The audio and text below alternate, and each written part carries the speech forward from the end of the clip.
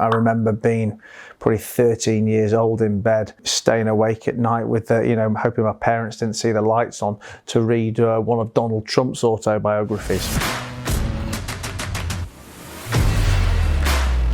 The last book I just finished, it was called The Hard Thing, about the hard things, by a guy who'd been very, very successful in the technology space. He'd built a successful tech business which he'd sold for hundreds of millions, done it a couple of times and gone on to become a venture capitalist in the technology space. The book was very much about the fact until you're in business, until you are the CEO of a business, you can't possibly know what it's like to be in that position, how hard it is, the tough choices you have to make, horrendous situations you have to put you in, and the amount of times that you will probably be facing the brink of bankruptcy and having to pull back. You only really learn from the tough things, from the things that go wrong, and this book is a book full of things that have gone horrendously wrong for this guy and how he has made decisions and overcome them. I've read business books since I was a kid, since literally as young as I can remember. I remember being probably 13 years old in bed, staying awake at night with hoping my parents didn't see the lights on,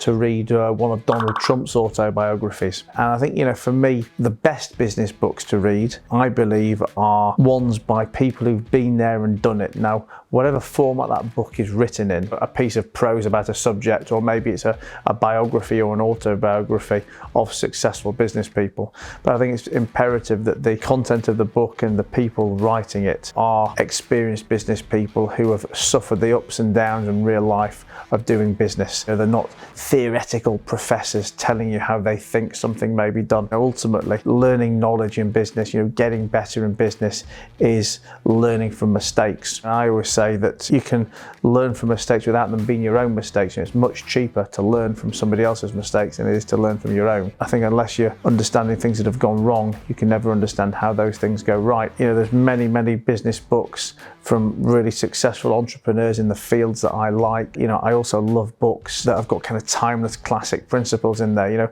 Books like Think and Grow Rich, which is a classic that probably always comes up on 10 best books in business list. I'm going to say that book was written in like the 1930s or 1940s, and whilst you may change some of the words to modernize to a degree, the principles about work ethic and masterminds and networking, organization and planning, these are timeless principles that can be applied to any business. Business books about important principles, so about communication, about marketing, about advertising, about sales. These are the books that you should be reading. I've got particular favorites of mine, maybe because I like a style or I like an author, but they're the subjects that you should be reading about 100%. I hope you've enjoyed this episode of the 5-Minute Business School.